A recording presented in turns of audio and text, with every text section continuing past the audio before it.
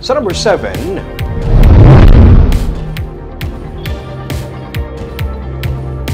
pay parking ordinance ginaduso sa Konseho sa Bacolod City.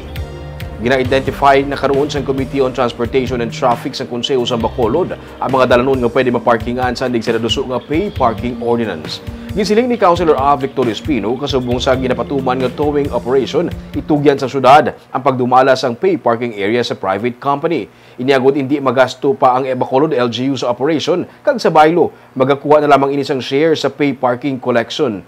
Hindi magdubo sa 30 pesos pasaka ang isukod sa mga driver o kung tag-iya sa mga salakyan kag motorsiklo nga magapark sa mga designated pay parking areas. Sa record sa Bacolod Traffic Authority Office, hindi magdubo sa 110,000 ang nagabiyahe nga salakyan kag motorsiklo sa syudad kada adlaw. Ugaling, may masobra lamang sa 7,000 ang libre nga parking space sa syudad.